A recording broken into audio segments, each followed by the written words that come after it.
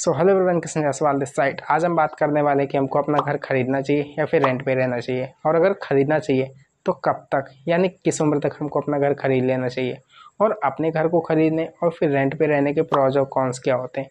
इन सारे टॉपिक को आज हम इस वीडियो में कवर करने वाले हैं। तो अब सबसे पहले हमारा सवाल आता है कि हमको अपना घर खरीदना चाहिए या फिर रेंट पे रहना चाहिए। It's totally depend on your profession. क्या मतलब हुआ इसका मतलब हुआ कि अगर आप एक ऐसी जॉब या बिजनेस कर रहे हो जहाँ पे कोई भी स्टेबिलिटी नहीं है। एग्जांपल के लिए आप अभी दिल्ली में जॉब कर रहे हो और कल आपका ट्रांसफ़र बॉम्बे हो गया या फिर बेंगलोर में हो गया, तो आपको दिल्ली या बेंगलोर में शिफ्ट होना पड़ेगा। तो इस कंडीशन में आपके लिए रेंट ही बेटर रहेगा। और अगर आप एक ऐसी जॉब या बिजनेस कर रहे हो जो कि परमानेंट है, जहाँ पे स्टेबिलिटी है, जहाँ पे ना आपके ट्रांसफ़र होने की प्रॉब्लम ना शिफ्ट होने की टेंशन, उस कंडीशन में आपके लिए घर खरीदना बेटर रहेगा। According to me, buying the house is the right option then renting, because घर से हमारी इमोशनल अटैचमेंट और हैप्पीनेस जुड़ी होती है। एंड मोस्ट इंपॉर्टेंट थिंग कि जो हमारा रेंटल एक्सपेंस होता है वो भी 5 से 10% के अकॉर्डिंग इंक्रीज होता रहता है। ये सिटी टू सिटी डिपेंड करता है कि आप किस सिटी में रहते हैं। अगर आप दिल्ली एनसीआर जैसे सिटी में रहते हैं तो वहाँ पे रेंटल यील्ड 6 से 7% है, जो कि बहुत ज़्यादा है। और अगर आप बॉम्बे में रहते हैं तो वहाँ पे रेंटल यील्ड 4 से 5% है, और यही रेंटल यील्ड बेंगलुरु में भी 4 से 5% है। एट द एंड इतना पैसा लगाने के बाद भी आप अपने लिए कोई भी एसेट क्रिएट नहीं कर पाते, because real estate is appreciating asset, जिसकी वजह से रियल एस्टेट की value day by day, year to year increase ही होती जा रही है। इसलिए आपको अपना एक घर जरूर खरीदना चाहिए।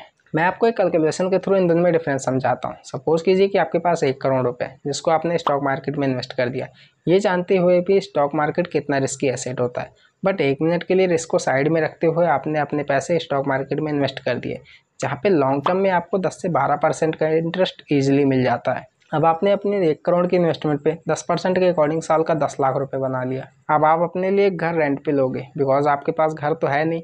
अगर आप दिल्ली, बॉम्बे और बेंगलुरु जैसे सिटी में एक अच्छे लोकेशन में अपने लिए घर रेंट पे लेते हो, तो वहाँ पे आपको मिनिमम 40 से 50 हज़ार रुपये पर मंथ रेंट देना होगा।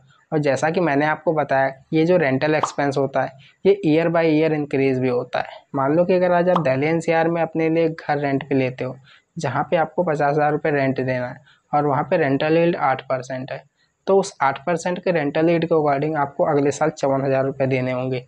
और रेंटल यील्ड के अकॉर्डिंग आपका हर साल रेंट का एक्सपेंस इंक्रीज होता रहेगा। अब आपने अपने इन्वेस्टमेंट से जो 10 लाख रुपए एक साल में बनाए थे, उसमें से 50 हज़ार रुपये रेंट के अकॉर्डिंग आप साल का 6 लाख रुपए रेंट में दे रहे हो। एट द एंड इतना पैसा देने के बाद भी आप हमेशा मेंटली स्ट्रेस में ही रहोगे, बिकॉज अभी भी आप अपने घर में नहीं हो, आप रेंट के घर में रहते हो। और कुछ भी कह लो, अपना घर तो अपना ही होता है। और अगर आपने उसी 1 करोड़ रुपए से अपने लिए घर या प्रॉपर्टी खरीदी होती तो वहाँ से भी आपको 5 से 10 साल बाद कुछ ना कुछ रिटर्न मिलता ही मिलता है, बिकॉज रियल एस्टेट भी हमको ईजिली 5 से 10% का रिटर्न ईजिली दे देती है। It's totally depend on your location कि आप किस लोकेशन में अपनी प्रॉपर्टी खरीद रहे हो। और अगर आप उन्हीं पैसों से अपने लिए घर खरीदते तो मैं 10% नहीं, अगर आप 6% भी साल का बनाते तो भी आपका साल का 6 लाख रुपए बनता। एंड मोस्ट इंपॉर्टेंट थिंग कि आपकी खुद की प्रॉपर्टी होती और आपको एक सेटिस्फैक्शन होता कि आपका खुद का घर है। और अपना घर होने से आप अपने रेंट का एक्सपेंस तो बचाते बचाते साथ में अपने उस घर को रेंट पे देके अपने लिए लाइफ टाइम के लिए एक पैसिव इनकम का सोर्स क्रिएट कर सकते हैं। अब यहाँ पे एक सवाल और आता है कि हमको आखिर कब तक अपना घर खरीद लेना चाहिए।